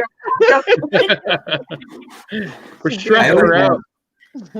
I always wonder why Valerie didn't like post her inventory like on her website or anything. It's always like live shows, and that's why it's just surprise penises everywhere. Well, she was selling penises, and she had one show where she actually had like 5-inch long ones. Come on. And Facebook flagged it as sexual, her selling sex, and they took it off. They pulled it down. So she's like, just message me. Sorry, I lost my mind when you said the 5-inch long one, and I'm like, all right, I'm okay then. Bad joke, sorry. Guys, my dad might still be on here. No, I'm not even going to say it. Never mind. Are you going to read that? Oh, yeah. I don't even know what I'm doing at this point. The first time we went to the old Blackford County Jail, there was a carnival going on in the streets, all kind of lights, and even had a Ferris wheel. Mm-hmm. Interesting. That'd be awesome to investigate during that. No, it's loud. Yeah.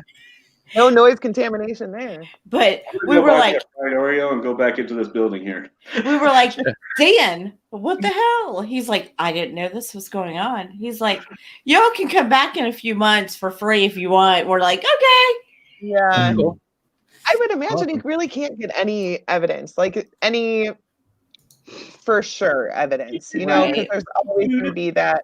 Well, it could have been somebody outside. It could have been the lights from the Ferris wheel. You know, that's yeah. That would be really that'd be hard to deal with right there because And Josh, I mean, that's cute, my friend. We all love you, but it you know, carnival, okay, but if it's not prom night, don't even mention it to us because you're here and we're up here with prom night. Okay, so carnivals aren't even important. Yeah, anybody can go to a carnival. It takes real class to go to prom. My man. Yeah. All right, what's everybody's favorite piece of go-to equipment, Brian? What is your, like, at the end of the night? What are you still carrying around with you? I think the video camera is the most important, but of course you're just rocking with the audio recorder for EVP sessions. I mean, that's the basics. But I do love a good REM pod session, especially if you roll with the same team and maybe some newbies and nothing happens for about 3 investigations and they think REM pods don't work. And then when it finally does, they start to, shit their pants. And that's what I go to. Hopefully later in the night, maybe it's around 3 a.m. and there's some more spirit activity. And I like a good REM pod or even Portal if it works. Because the one that I have is just there's too many knobs and I don't know how to work it. But I like the ones that have audio to it. Not necessarily for me, but because I know a lot of people, they like that auditory stimulation, especially at 3 a.m. when it's been like quiet for a while. That's my go-to. What about you, Missy? Do you have a favorite piece of equipment? The EMF meter with the REM attachment. I use that as like my validation sometimes. Yeah. But then if the boys really make me mad or I really want to annoy them, I just touch them with the antenna, and because the more you touch them, the louder it goes off. So they're like, quiet! Because Justin listens live with his headphones on, so I'm like, Nice. What about you, Kirsten? What do you like to use? My favorite has really just always been sort of just an audio recorder, just doing EVPs and stuff like that. I really just the basics. I love that. But I will say that recently I've been a huge fan of Spirit Box. I used to have kind of different opinions on that. And I know a lot of people, it's very controversial, but lately I've just had some different experiences where when some things come through that you just really can't debate, there's no ifs, ands, or buts about it. It's really, I've had a different opinion about it very recently, that maybe they're using it as some sort of tool. And I think really that, so lately I would have to say Spirit Box is my favorite. Yeah. Awesome. Yeah. I've, I was always on the fence with Spirit Boxes, especially when people are just running with like the SB7, like the it's like, shut up. It drives you absolutely insane. But I'm the lucky owner of a Jeff Fent box, and that thing is absolutely amazing. It filters out all that extra crazy noise, and you're just hearing like the crisp words coming through. And even with that, at first I was like, I want it so bad because I've just seen the results that he's gotten with the other ones that he had built. But then it's like, I don't know. I just don't know. But at the minute I turned it on, I hear, "Hey, Goose." I'm like, okay. Exactly. Okay, you said it. And that's my thing, is that, I think like what you said earlier is right. You have to have that right balance between being a skeptic and a believer. And so in no way do I want to just drink the Kool-Aid and just believe, everything. Right. But like you just said, if you turn it on and you hear your first and last name, no radio station is going to, I'm sorry, but that's not, so it's really cool. Yeah. So. Yeah. And it's funny too, because I get that greeting almost every time I turn the box on. Exactly. At some point within like the first 15 minutes, I hear, "Hey, Goose." Hey, like, exactly. Hey, I don't know who this is talking, but hey, how you doing? Someday introduce yourself to me so I know who I'm talking to. Right. But it's usually the same. It's like a male voice. And, I call it my grandpa box because on the side of it, he had my grandfather's World War II picture etched into the wood. And it's just freaking amazing. And I always kind of like in the back of my head, kind of hope that's grandpa saying, "Hey, Goose." Yeah, but I don't know. What about you there, Heisenberg? What's your favorite piece of equipment? Crystal penis. He's been sitting on that one for a while. He's like, ask me. Recorder. Yeah. That's my favorite. I just like that recorder. Yeah, I think no matter what, even with the spirit box, by the end of the night, if we have anything, it's a recorder in hand. I mean, that's we dump everything and we're just running audio. Yeah. It's just I don't know. To me, it's the most interesting piece of documented activity. I mean, it makes the most sense. It just I don't know. It's my favorite. I love hearing voices come back over that recorder when I ask questions, or even when I don't. Even when we're just sitting there doing like a silent session, or we do like mostly burst sessions where we just record for like 30 seconds to a minute and then we play it back right away. Nobody wants to review. Right? Yeah. Oh, We used to do, well, Mike used to love to do it, but we used to dump it on him. Like we just all give us, here's our recorders, man. Have fun. And he'd sit there and go through all the recordings and like jot down, like he had a long list and exactly like what the timestamp was and what he heard. And I'd go over and I'd just go right to it and hear, like, listen to all of them. And it was a long process, but now it's like more like we're doing it live.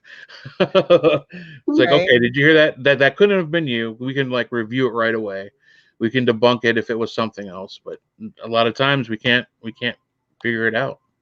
Yeah, that's what's hard about listening to it later too. You don't know if there was like an outside noise or something. Like you're not going to remember every single second of your investigation. Yeah, it's so much easier when you're listening to it and somebody's like, "Oh, that was me."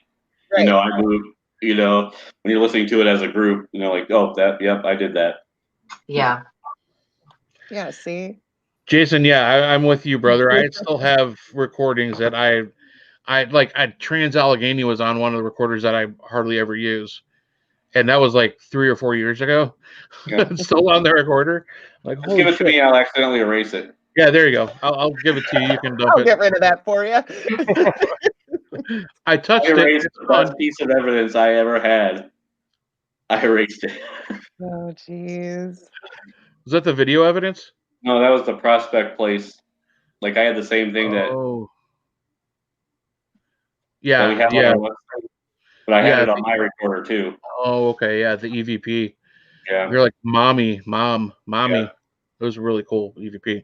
I'd let you guys listen to it, but somebody erased it. Uncle Guido, Tony Santori asked a question earlier. Don't know if it's been asked, but has anyone taken something home from an investigation? What about you, Brian? Have any travelers go home with you after anything? No, but I'm always prepared. I mean, everyone says that they may or may not, but no, I haven't. What about you, Missy? I have an interesting story. This one comes with an interesting story. We were in the car on the way back from Madison, from MadCon, and we had stopped to get gas. Well, Derek's car is fairly new, and so we stopped to get gas. Me and Derek get out of the car. Justin stays in the car. We get back in the car, and he's like, "There's somebody in the back seat."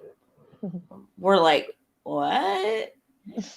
And he's like, somebody came with us. He's like, I heard somebody shift in the seat because it's like the seats are cloth. Yeah. He's like, I heard somebody shift in the seat. So he calls his mom. He's like, Mom, can you get in this car with us right now and tell me who's in this car? And she goes, there's 5 people in the car. And he's he's like, there's 3 of us in the car. Wow. And she's like, there's a female in the car and she's crying. She wants you to help her. We took her home. She came with us, Denise. Not good. Wow. And I'm like, oh, okay. And I think she's still there, honestly. Did she say what she looked like? She said it's a female. She's crying. She says that you're the only ones that can help her. Oh gosh. We do have someone that fits that description at the seminary. And not to make you feel bad, but she makes it that way to everybody. You're the only one that can help me. Yeah, I know. And she tries to follow people home a lot. And it's funny because we actually thought that Steve brought her home because we hadn't seen her or heard from her in a while. But apparently it was you. us. Nice. What about you, Kirsten? Have you ever taken anything home with you from an investigation? No, I can't say that I have. And whether this is the reason or not, I just, even if it's in my own head, I just sort of have this ritual that I go through when I leave a place, and I vocally make it very clear that, like I said, whether it works or not, I make it clear that nothing is welcome to follow me out of there, and they're welcome to come with me, not to my home. They should stay there, and I kind of go through this whole thing, and luckily, I've never had anything come home with me, so I'm happy about that. Yeah. I love what I do, but I don't want it in my home. Yeah, right. Preach. Yeah. Yeah. I do that every time I leave the seminary. I mean, still. Exactly. Yeah. I went yesterday just for 5 minutes to check for a package on the front porch. And even just pulling in the driveway and leaving, I was like, okay, you know the drill. You stay here. I'll come back and visit you. Yeah. But you can't come to my house. Yeah. That's the rules. There you go. What about you, Heisenberg? Ever had anything go home with you? Yeah, I have things go home with me all the time. Okay. Old ladies. Yeah. Old ladies, man, they're my best demographic. And old ladies. Yeah, I mean, I do.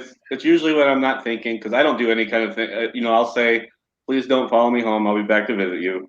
But like usually what happens is when we're doing flashlight tours, and I was helping out, like 2 winters ago, because before Lincoln was born, and I was doing Friday and Saturday. And by Saturday I was just tired and I wasn't thinking. And I'd get home, and I've told the story of this. My wife was pregnant, and she was laying in bed, and we have one of those it's actually right here. Like those heaters. I don't know if you can see it. Yeah. And I was out here smoking, and she was in there, and all I heard was, Michael. And I walk in, she goes, the heater moved. She goes, I was sitting out here, and she had the animals on the bed, and the heater moved, and she said all the animals looked up at it, and I was like, oh, well, I might have brought something home.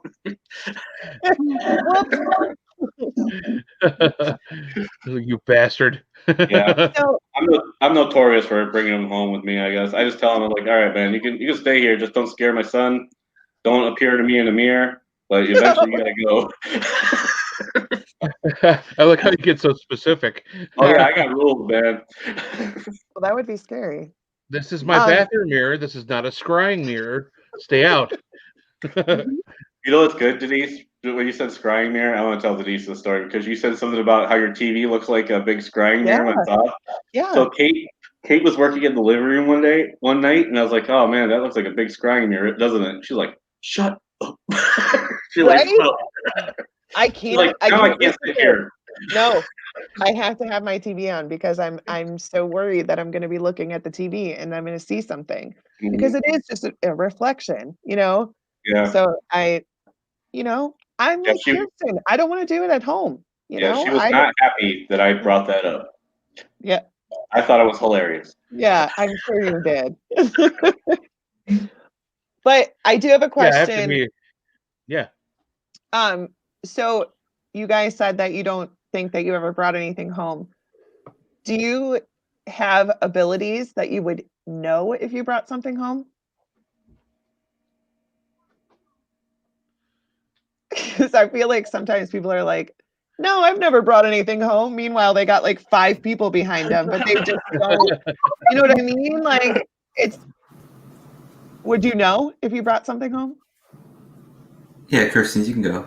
I don't even know if I have an answer to that. I mean, like I said earlier, I don't claim to have any ability. So, I mean, that's fair. Right. Maybe I wouldn't know, but I mean, so I guess my ignorance is I don't think I ever did. I mean, I don't know, but at the same time, I like to at least think sometimes I can sense certain things and certain situations and energy. And I just, I guess I'll say to my best knowledge, I don't think so, but maybe you're right. Maybe I don't know. Because I'm the same way. I'm the same way. Sometimes I can sense things. Sometimes I can see things, whatever. Yeah. But I don't know. There could be times where I think that I'm totally fine. And somebody's like, who's that guy with you? Yeah, you're right. Yeah. Yeah. Something else for you guys to worry about tonight. There you go. Scrying meters and I mean, like I never know. So like when I was in college and when I would leave, my mom would be like, there's no one upstairs. I'm here and walking around at like 1 a.m. This is crazy. I don't like this. But then when I got my house with my fiance, we were like, maybe we should put the recycling bin right there. And then we heard from the basement, yep. And wow. We had been painting for 2 weeks, and it was the first night that we moved in. I said, did you hear that? And she's like, I don't like this ghost shit. I said, but every time my friends come over and sleep over, it's always, be careful, everyone.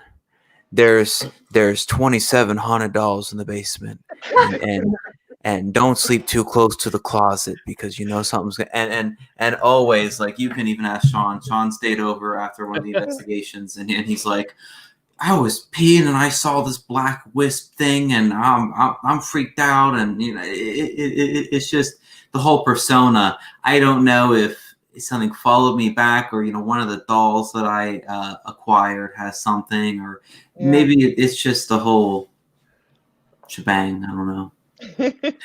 but I'm with you, Kirsten. It's I was taught protection prayer before and after, and if you forget, you say it 3 times at home just to be sure. Maybe you wake up the next day with a paranormal hangover, and you're like, did I say it 3 times? Let's say it a 4th time. You see what I'm saying?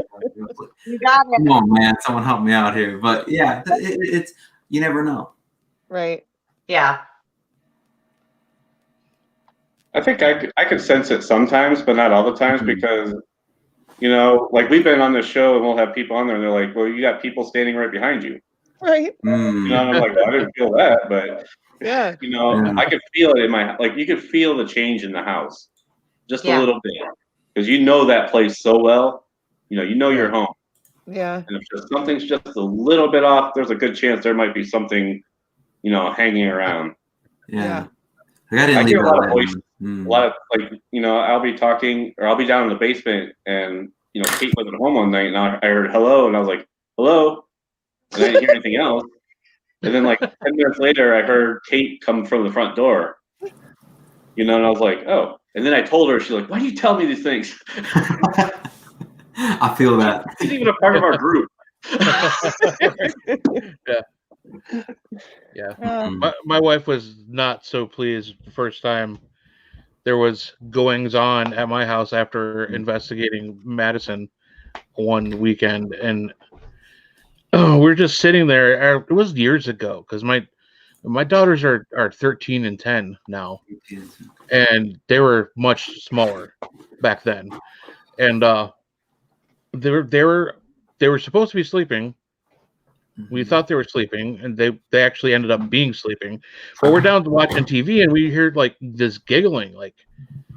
It didn't really sound like one of our girls, but you just assume it is. So I go up there being the dad, and I go up there and I'm like, all right, who's messing around? And they're both sound asleep.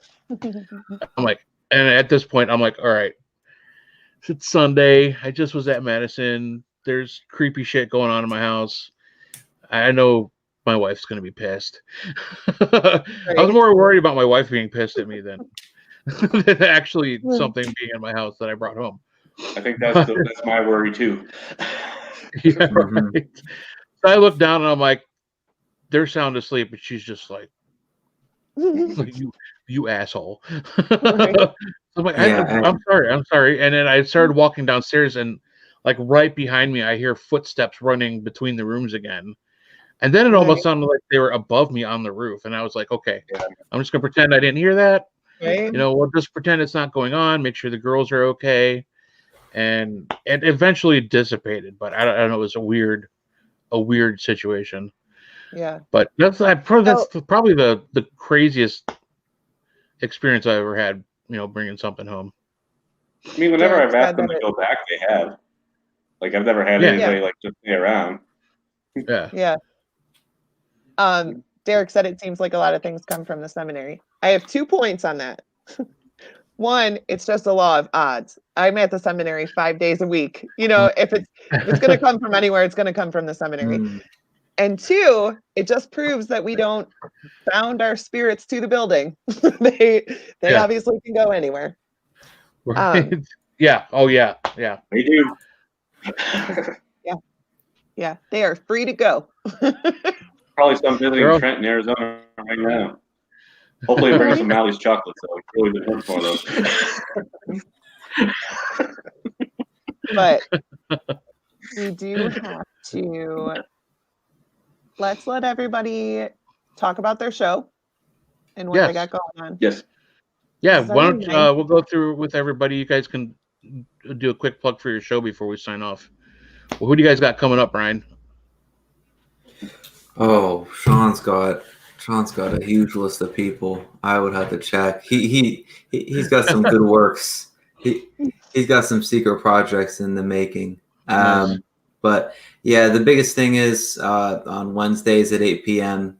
Sean and I come on. It's the Our Paranormal podcast. We like to focus on it's like the Our Paranormal community.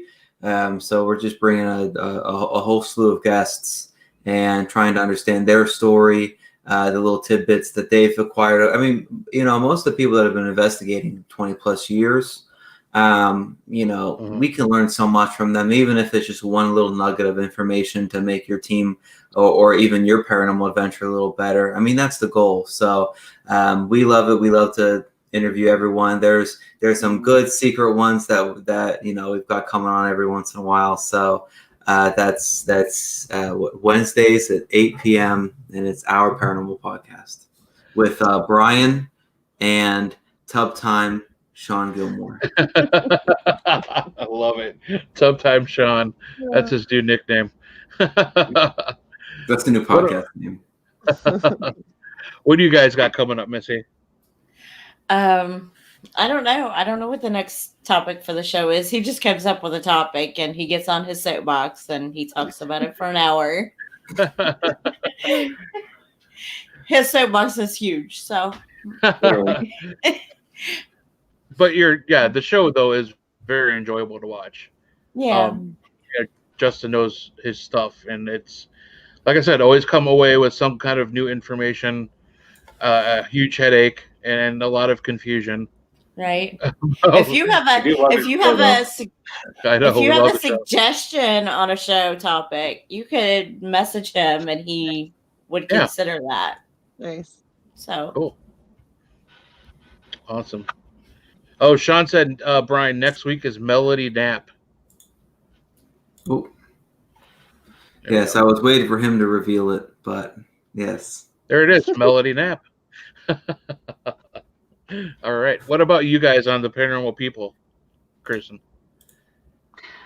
So yeah, the Paranormal People were on every Friday night from 8 to 10. And I mean, same kind of thing. We just have guests on every week that, are giving their input. And, I mean, you were last week, so Yeah. I had an awesome time. That was a blast. Yeah, it's so much fun. I mean, and I like it because it's very conversational. And I love that about it because it's really just an environment that you can kind of relax and give your opinions on things. And, and tomorrow we have Austin Maynard and the founder of the Underground Paranormal Network. So he's tomorrow, and it's like I said, every Friday night. I mean, I used to have less exciting things going on a Friday night, so I'm really honored to be a part of it. So yeah. Awesome. And I have watched all of your shows, and I love that you're part of our RU Media Network family. Thank you guys so much for being on. It's a great show. Good times. Thanks for dealing with our crazy BS. It was got a little interesting there for a little bit. No, I really appreciate you guys coming on. Thank you so much. Yes, we really appreciate it. Thank you. Yeah. Sure. Eisenberg, thanks for showing up. It was nice of you to stop by.